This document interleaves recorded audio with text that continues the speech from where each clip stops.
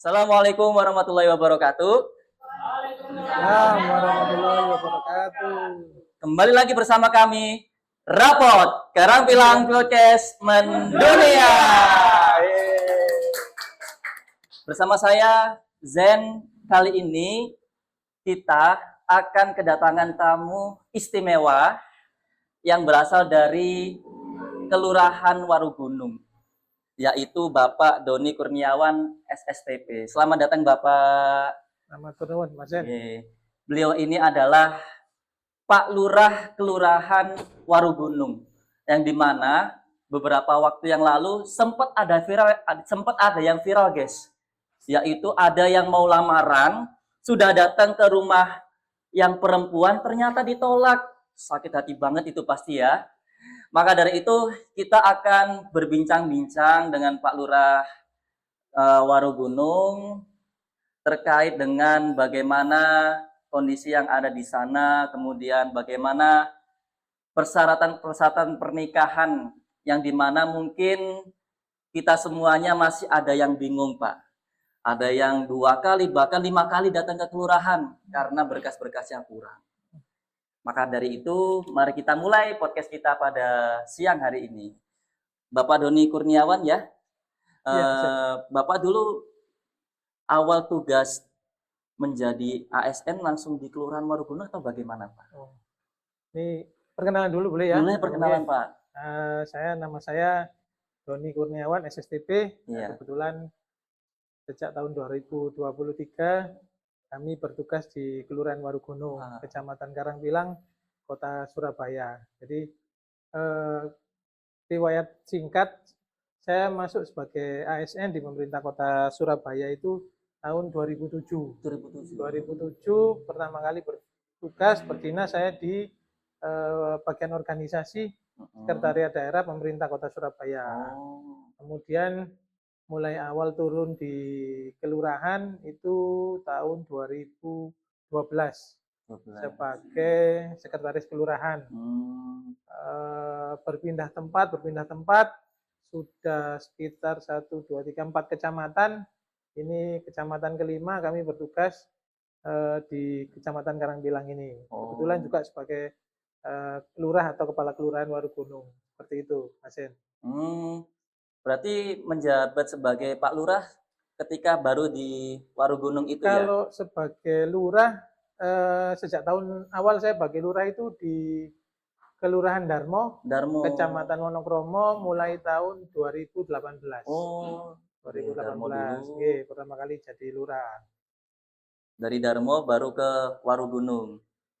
Sempat pindah ke Rungkut, ke Mulyorejo, baru pindah-pindah. Jadi ya sesuai perintah dari wali kota. Oke, siapa. Kemudian program-program kelurahan Warugunung yang sekiranya wow gitu, kira-kira apa Pak yang sekarang ini? Oh ya, jadi kalau kita berbicara mungkin terkait tupoksi kelurahan itu kan ada beberapa ya, ada satu mungkin terkait fungsi-fungsi pemerintahan di tingkat paling bawah di kelurahan. Kemudian ada pelayanan terhadap masyarakat. Artinya pelayanan itu meliputi satu pelayanan kependudukan, pelayanan yang kita hadir di sini nih terkait pengantar nikah, terus pengantar surat-surat yang lainnya. Terus selanjutnya ada fungsi-fungsi atau tugas terkait pemberdayaan masyarakat. Oke. Terus menjaga Kamtibmas, keamanan ketertiban di masyarakat. Kemudian ada ya tugas-tugas lain, artinya tugas-tugas lain yang mungkin tidak tertulis ya, atau tidak, kalau bahasanya kan tugas-tugas lain yang diberikan oleh pimpinan seperti itu ya. Jadi untuk Kelurahan Warugunung sendiri, kami ini kan wilayahnya ada di paling pinggir ya, perbatasan Kota Surabaya dengan Gresik, Sidoarjo juga. Kecamatan Bambe juga berbatasan dengan Sidoarjo. Jadi kebanyakan wilayah di tempat kami ini masih berupa lahan terbuka. Lahan terbuka. Jadi kalau program yang sudah berjalan tempat kami punya 2 namanya Poktan, kelompok tani yang ada di warga. Satu ada di RW 3 namanya Poktan Soponyono, yang kedua ada di RW 3 khususnya di Rusun Warugunung itu namanya Poktan Sumber Makmur. Ya, jadi ketika saya masuk di sini kedua Poktan ini kan sudah berjalan ya. Alhamdulillah sampai dengan sekarang masih berjalan. Artinya untuk tiap tahun, tiap apa namanya ya, sudah ada peningkatan. Ya, contohnya di Poktan Soponyono ini dulu produknya hanya ngomong namanya lokasi Poktan Soponyono ini ada di Banana Park. Ya, jadi kalau misalnya teman-teman mau apa namanya, mau tahu di mana sih Poktan Soponyono atau ini bisa live di searching di YouTube namanya Taman Edukasi Banana Park. Seperti itu ya. Itu mungkin salah satu program yang ada di Kelurahan Warugunung. Jadi terkait tupoksi kami yang lain pelayanan-pelayanan terkait kependudukan. Jadi kalau warga itu kebutuhan dasar ya, artinya kebutuhan pelayanan dasar itu diawali dari apa? Dokumen kependudukan. Jadi kita selalu selalu menyampaikan ke warga, gembar-gemborkan ke warga, ayo diurus akte kelahiran nih. Ya, kalau ada yang baru lahir. Kalau ada saudara keluarganya yang baru meninggal, segera diurus akte kematiannya. Ya, untuk apa namanya, anak-anak yang mau berusia 17 tahun, kita sering woro-woro, ayo yang mau berusia 17 tahun segera melakukan perekaman EKTP. Ya, perekaman EKTP tidak harus jauh-jauh ke Dinas Kependudukan dan Catatan Sipil. Sekarang sudah bisa di kecamatan. Kecamatan masing-masing. Untuk Kota Surabaya sudah dilaksanakan perekamannya di masing-masing kecamatan seperti itu. Dan dokumen-dokumen kependudukan yang lain. Antara lain apa? Mungkin ini nanti kaitannya dengan problematika yang ada kaitannya dengan surat pengantar nikah ya. Betul. Jadi perubahan biodata di kartu keluarga itu juga penting. Orang itu biasanya tidak sadar. Ya, nama ayah atau ibunya itu mungkin tercetaknya lain atau bacaannya lain dengan yang ada di akte. Nah, ini ya tugas kita selalu woro-woro, ayo dilihat. Ya.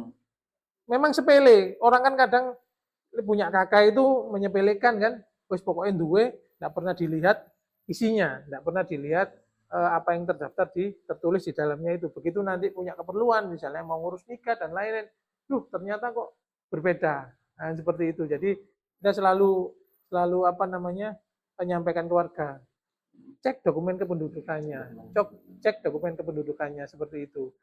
Juga kaitannya kalau tugas kami di kelurahan atau di wilayah itu pelayanan pertanahan dan lain-lain seperti itu. Mungkin kalau banyak tugas-tugas lain artinya yang tidak tertulis di artinya secara tugas pokok dan fungsi tidak tercantum di situ. Tapi kami ini kan ada tugas-tugas lain khususnya yang diberikan oleh pimpinan seperti itu. Mungkin itu Mas En. Masya Allah, ternyata banyak sekali ya tugas-tugas staf-staf dan juga tugas Pak Lurah yang kita tahu selama ini. Untuk selanjutnya Pak, sesuai yang kita ketahui kan kalau ada masyarakat yang mau menikah, itu kan setelah dari puskesmas pasti mereka mengarahkannya ke kelurahan untuk mengurus pengantar nikah. Betul. Kalau menurut Bapak bagaimana supaya masyarakat ini supaya sekali jalan langsung selesai, supaya mereka ini tidak terbilit-bilit? Kalau menurut panjenengan bagaimana langkah-langkah terbaiknya? Oke. Jadi terkait pengurusan surat pengantar nikah yang notabene dikeluarkan oleh desa atau kelurahan itu. Betul. Sekarang ini kan ya non sewu mungkin teman-teman yang generasi-generasi muda itu kan apa namanya ngurus nikah itu di mana? Ngurus nikah atau orang mau menikah itu di mana? Ya pasti di KUA. Betul. Nah, tapi kan kadang ya akhirnya mereka itu ke KUA dulu kadang-kadang ya. Iya, Padahal kalau namanya mau ngurus nikah itu kan ada namanya surat pengantar nikah N1, betul. N4 yang dikeluarkan oleh kelurahan ya. Kelurahan. Harusnya mereka memang kita sudah sering nyampaikan ke Pak RT atau Pak RW atau Pak Mudin gitu loh ya. Tapi ya namanya mungkin teman-teman itu lebih jelasnya karena kalau ngurus surat nikah mungkin ditanya terkait persyaratan nikahnya dulu. Mm-mm. Ya, padahal memang ada beberapa tahap yang harus dilalui. Salah satunya itu pengantar nikah dari kelurahan. Nah, kurang lebih ya, ini kurang lebih 5 tahunan lah mungkin ya ini ya.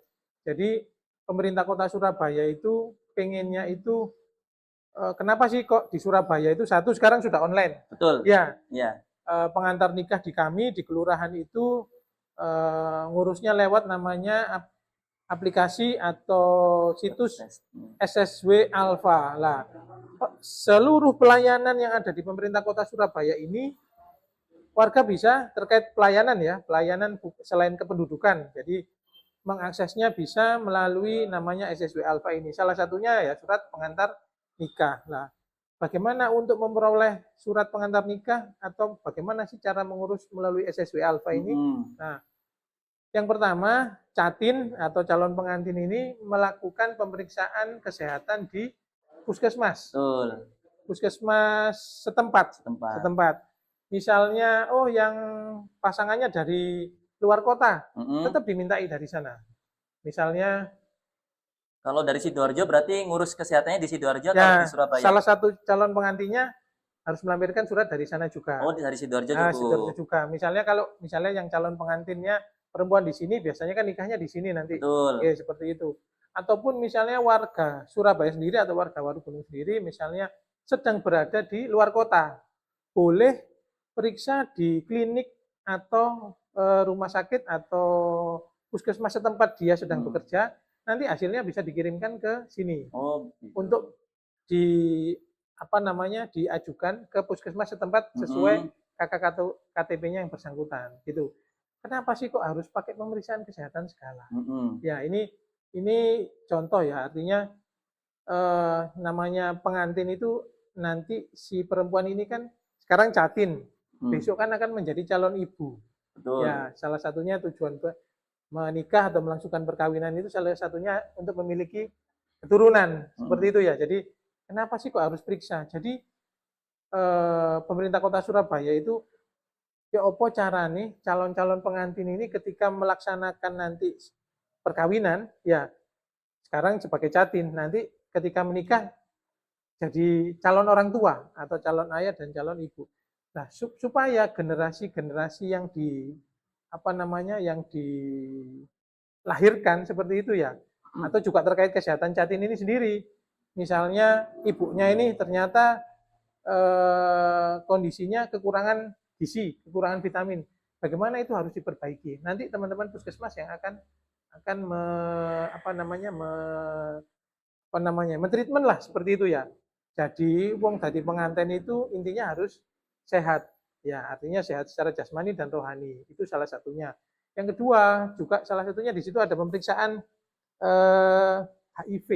HIV, betul. HIV. Jadi ini contoh saja ya, kami dicontoh di kelurahan yang lama. Awal-awal ngurus surat pengantar nikah itu melalui SSW itu ada salah satu orang tua itu yang gini, sekarang ngurus nikah kok ribet sekali, harus seperti ini, harus seperti ini. Ya. Ketika kita mensyaratkan monggo bapak itu dipenuhi saja, dengan putrinya melakukan pemeriksaan kesehatan, si calonnya yang laki-laki mempelai itu juga melakukan pemeriksaan kesehatan. Nah, itu sempat marah-marah Pak sama kami itu. Ya, ini contoh-contoh. Jadi marah-marah kok ribet sekali seperti ini. Jadi ya memang aturannya seperti itu Bapak. Ini kan tidak lain tidak bukan ya untuk kepentingan warga Kota Surabaya sendiri ya. Ketika sudah dilaksanakan, akhirnya beliaunya ya mengikuti ya. Anaknya yang putrinya tadi periksa kesehatan di puskesmas, yang calon pengantinnya, yang calon mempelainya juga sama. Dan ketika nun sewu, ketika muncul hasil pemeriksaan nun sewu, yang laki-laki ternyata apa? Positif HIV.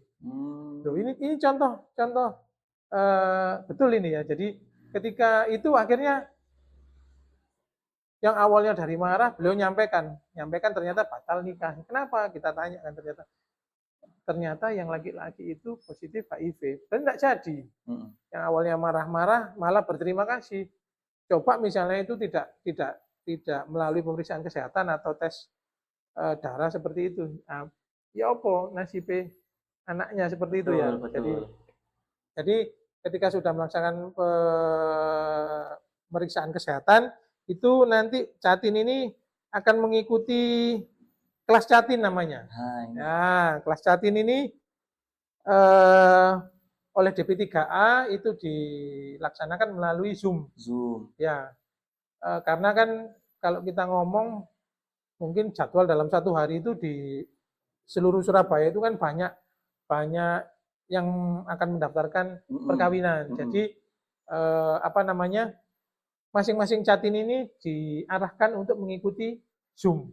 Ya, jadi nanti ada beberapa materi ya yang akan disampaikan di di kelas Catin itu. Ya, jadi ada satu kalau tidak salah kurang lebih ada materi, nanti ada pretest dan posttestnya seperti itu. Jadi kalau nanti sudah melaksanakan Zoom, kedua Catin akan mendapatkan namanya sertifikat untuk Catin tadi. Nah, ketika sudah selesai, ini nanti baru mendaftarkan ke namanya aplikasi SSW Alpha. Ya, nanti di situ kalau kita masuk ke SSW Alpha buat permohonan atau buat akun dulu, ya nanti di situ ada menu. Jadi kalau tadi saya sampaikan di awal, SSW Alpha ini aplikasi terkait pengurusan izin juga ada di situ. Jadi kalau kita login ke SSW Alpha itu semua pelayanan yang ada di OPD termasuk sampai dengan kelurahan itu ada di SSW Alpha. Jadi kalau kita klik nanti pilih menu pelayanan kelurahan. Di pelayanan kelurahan itu macam-macam nanti pelayanannya. Salah satunya ini pengantar nikah. Jadi ada surat keterangan ahli waris, surat keterangan belum menikah, terus surat keterangan belum memiliki rumah dan lain-lain. Jadi semua warga, ya kami sampaikan juga, jadi biar teman-teman atau warga Surabaya tahu. Jadi jenengan kalaupun mau mengurus surat-surat itu, perizinan itu, mungkin tidak perlu datang ke kelurahan juga. Jadi bisa mengakses melalui SSW Alpha itu. Jadi mau di mana saja lokasinya, mau saat di rumah atau saat bekerja, tetap bisa mengakses. Jadi gitu. Nanti setelah mendaftarkan, semua diisi sesuai dengan syarat-syarat yang ada di situ itu, nanti kalau untuk pengantar nikah, biasanya ada menu pengantar nikah sama satu pernyataan belum pernah menikah atau belum pernah menikah lagi. Untuk yang sudah pernah menikah, kemudian bercerai atau ada yang meninggal pasangannya. Jadi dua syarat ini salah satunya yang nanti akan dibawa ke KUA selain persyaratan yang lain-lainnya seperti mungkin akte kelahiran, KTP KK dan lain-lain, saksi seperti itu. Jadi awal tadi mulai pemeriksaan kesehatan itu ada tujuannya. Kenapa kok sekarang melalui online, Pak? Ya sebenarnya kalau kita ngomong ya enggak ribet, malah sebenarnya itu memudahkan warga sendiri, enggak harus datang ke kelurahan pun bisa dilayani gitu loh ya. Mereka bisa mandiri mungkin ketika kalau dulu saya harus izin kerja, Pak, mau ngurus surat pengantar nikah ke kelurahan. Sekarang kan enggak harus seperti itu, bisa diakses melalui mandiri di SSW Alpha tadi. Nanti ketika sudah dibuatkan oleh kelurahan, sudah diterbitkan oleh kelurahan terkait surat pengantar nikahnya, itu kemudian bisa dibawa ke KUA setempat atau KUA tempat di mana nanti akan melangsungkan perkawinan seperti itu. Nah, mungkin sementara itu. Pak, yang Zoom Catin tadi yang barusan jenengan sampaikan itu setiap hari ada atau hanya satu hari saja? Karena saya pernah mendapatkan kabar itu hanya hari Rabu. Ya, benar. Jadi untuk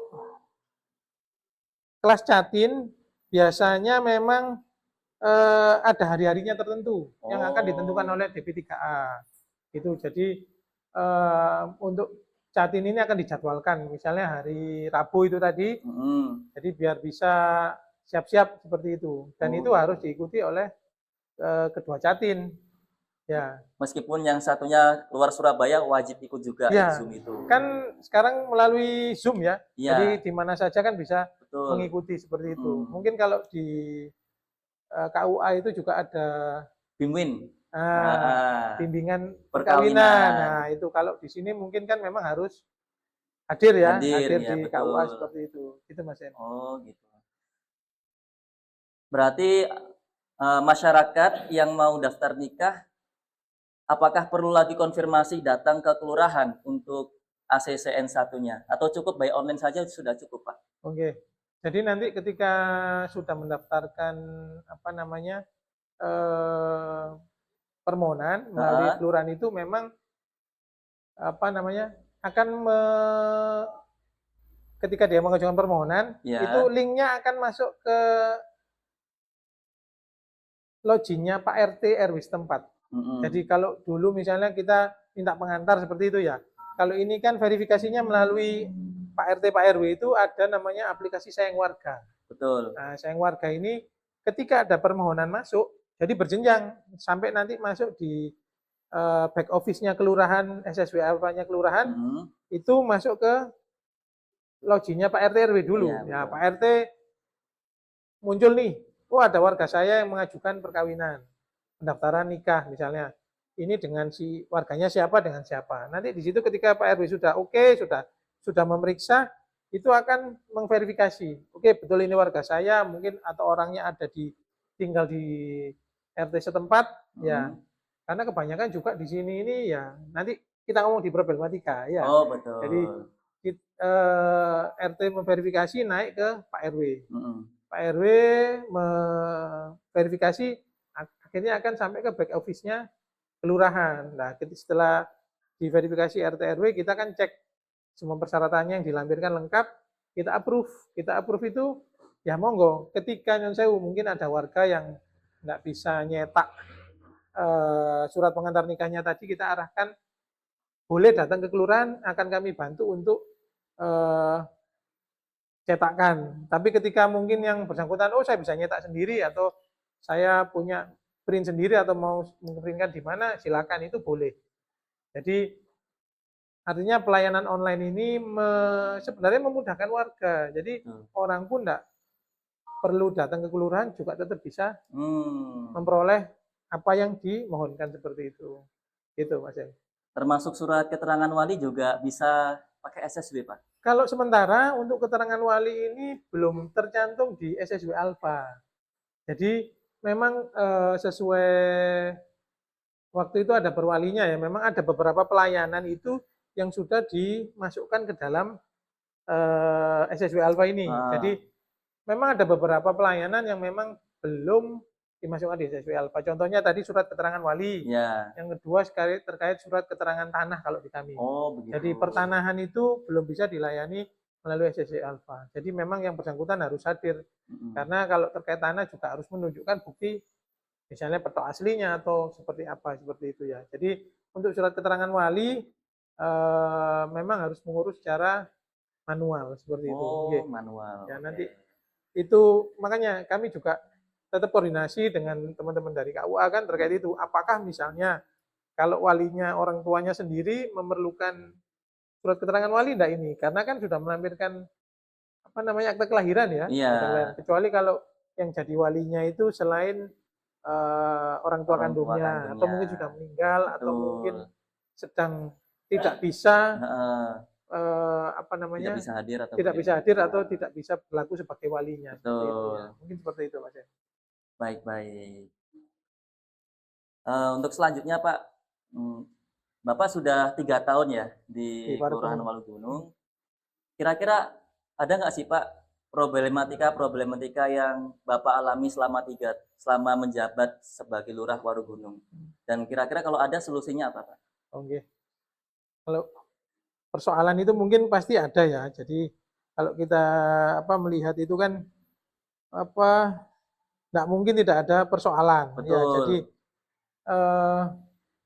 ya itu tadi yang tadi saya jelaskan di awal. Jadi terkait dokumen kependudukan biasanya itu terkait nama-nama yang tercantum di dokumen kependudukan seperti kakak. Ya, misalnya orang tuanya ini namanya ada yang disingkat, ada yang ditulis panjang misalnya. Ada yang M, ada yang mungkin ditulis Muhammad siapa atau siapa lah. Ini kan terkadang ketika di entry karena ketika orang tuanya mungkin sama-sama Surabaya kan muncul itu. Ketika kita masukkan nicknya, otomatis datanya muncul. Ya, jadi bagaimana terus solusinya Pak? Ya kita misalnya ngecek dari aktenya. Ya, aktenya bagaimana nanti harus disesuaikan. Ya, bagaimana cara ininya Pak? Terus mungkin harus mengganti kakaknya. Sekarang kan pelayanan kependudukan juga sudah sangat-sangat cepat Mas Jen. Betul. Jadi ketika boleh nanti kita bantu di kelurahan atau di pelayanan di balai RW atau yang bersangkutan warga itu mengurus secara mandiri. Kalau pelayanan kependudukan di Kota Surabaya itu warga bisa mengakses melalui namanya KNG. Jadi itu Klampit New Generation. Nanti bikin akun di situ, nanti keperluannya terkait kependudukan itu apa. Misalnya pindah keluar, pindah masuk, terus mengurus akte kelahiran maupun akte kematian. Nah, itu semuanya bisa dilaksanakan di namanya KNG tadi, Klampit New Generation, seperti itu. Jadi salah satunya itu mungkin beda nama, terus kaitannya dengan ini ya, wali. Jadi banyak itu yang ngakunya kan gini, orang tuanya enggak ada. Ya kami kan tidak serta-merta percaya seperti itu. Betul. Ya, kalau memang terutama yang wali ya, artinya kalau yang perempuan yang nanti sebagai walinya ngakunya misalnya bapak saya enggak ada atau tidak tahu ada di mana ya, enggak apa-apa, tapi kan harus bisa melampirkan misalnya kalau meninggal ya kan harus melampirkan akte kematiannya. Betul. Ya. Nah, tapi kalau misalnya membuktikan apa namanya ngomong meninggal tapi tidak ada buktinya, kita kan juga takut. Ya. Artinya nanti ya yang kami pahami secara agama itu kan ketika bapaknya masih ada itu kan sebagai walinya, misalnya jadinya perempuan. Betul. Lah takutnya ketika itu dilanggar ya kami kan juga artinya gini, wong nikah itu ya ngomong agama ya dari aspek agama dan aspek hukum pemerintah. Misalnya dipenuhi aspek hukumnya, tapi nanti ketika secara aspek agama tidak terpenuhi, apakah nanti perkawinannya ini menjadi artinya ya sah secara agama atau bagaimana kan? Ya, gitu. Kami takutkan Pak. Seperti itu. Kita juga mengajak, menghimbau orang-orang itu kalau kaitannya dengan nikah, dengan urusan perkawinan ini jangan dibuat main-main karena ini juga kaitannya dengan hukum agama seperti itu. Mungkin salah satunya seperti itu Mas Hen. Baik-baik.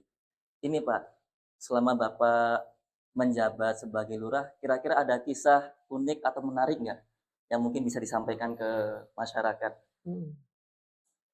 Ya kalau yang kemarin yang sempat viral itu ya, jadi memang yang bersangkutan belum sempat apa namanya urus surat-surat, tapi memang waktu itu yang laki-laki ini kan bahasanya datang melamar seperti itu ya, sudah membawa rombongan dan seserahan lain-lain. Ketika sampai di apa namanya di rumahnya, di rumah calon pengantin wanita ini ya artinya calon ya, itu kok tiba-tiba ditolak sama keluarganya yang perempuan. Kami juga nggak tahu alasannya apa ya. Dan itu sempat mungkin ada yang memvideokan, ada yang memposting sampai sempat viral. Jadi narasinya itu kan ya kalau kita lihat dari yang laki-laki ya kasihan juga kita ya. Karena kan namanya perkawinan atau pertunangan itu biasanya sudah diomongkan dulu antara kedua belah pihak. Nah ini kok mau tahu-tahu datang si laki-lakinya mungkin sudah direncanakan tapi ketika sampai di rumah si perempuan kok malah ditolak. Jadi sempat kami ini ditanya teman-teman, itu tempat di wilayah sampean Pak Lurah jadi. Kami juga enggak tahu ya karena itu kan yang bersangkutan memang belum ngurus untuk surat-suratnya. Artinya itu bahasanya masih meminta, itu kan ya, masih melamar kan seperti itu. Jadi kami juga kaget, ternyata kami telusuri, oh ya itu memang warga saya. Jadi kayak kami konfirmasi ke Pak RT, Pak RW, iya Pak kemarin, cuman ya alasannya memang yang tahu dari pihak keluarga si perempuan sendiri, nggak mau menyampaikan apa-apa seperti itu ya. Jadi ya memang nah, khususnya calon pengantin ya, jadi ya kalau memang sudah niat mau melaksanakan perkawinan, pernikahan itu ya memang harus diomongkan secara serius, karena kan ini menyatukan tidak hanya 2 orang saja, tapi kan juga apa namanya 2 keluarga ya, seperti itu. Berarti setelah itu nggak ada kelanjutan lagi ya? Ya untuk sementara ini belum ada kelanjutannya. Belum ada mungkin kelanjutan. masih mencari itu ya, masih mencari ininya, gitu ya. Yang terakhir Pak, mungkin Bapak ada himbauan kepada warga, khususnya warga Kelurahan Warugunung dan warga sekitarnya. Kira-kira apa Pak himbauannya yang penting untuk mereka? Oke. Jadi ini kami khususnya untuk Kelurahan Warugunung ataupun warga Kota Surabaya pada umumnya mungkin seperti itu ya. Jadi ketika mau melakukan permohonan atau pelayanan, silakan datang ke kelurahan langsung, atau tidak usah tanya-tanya siapa yang tidak berkepentingan. Karena kalau terus bagaimana Pak Lurah? Kita ini kalau mau tanya apa-apa itu ke siapa? Satu, di lingkungan paling bawah itu ada namanya ketua RT. Ya, ketua RT, kemudian ada Pak Ketua RW, ada Pak Ketua LPMK. Lah, kalau di Surabaya ini yang kita tahu kan ada namanya kader Surabaya Hebat Surabaya. Ya. Nah, mereka ini juga yang sering berinteraksi dengan pengurus lingkungan, Pak RT, Pak RW, juga dengan kelurahan. Jadi kadang kita tanya warga, Pak katanya si A itu seperti ini, katanya si B, tidak usah katanya-katanya. Jadi jenengan kalau mau tanya sesuatu, silahkan tanya Pak RT atau Pak RW, atau monggo bisa datang ke kelurahan, atau WhatsApp melalui nomor call center kelurahan. Oh ada ya, Pak? No, ada. Jadi warga boleh menanyakan apa aja di situ. Termasuk nomor saya. Ya, nomor saya itu kan kita sudah share tuh. Dulu sempat kita taruh di balai RW itu. Ya, ada nama ada penyelia masing-masing RW. Nomor Pak Lurah dan penyelia masing-masing RW. Jadi kalau saya sering itu. Jadi kalau misalnya ada warga WA ke saya, Japri ya, Pak saya si Pak A atau siapa dari warga RT RW ini gitu kan. Dia menanyakan apa, nanti kita jawab. Bisa saya balas WA, bisa juga saya langsung telepon, karena ada beberapa penjelasan itu mungkin yang tidak bisa disampaikan melalui WA ya. Jadi kita kadang telepon. Jadi sering saya itu kalau misalnya warga itu japri saya, enggak masalah.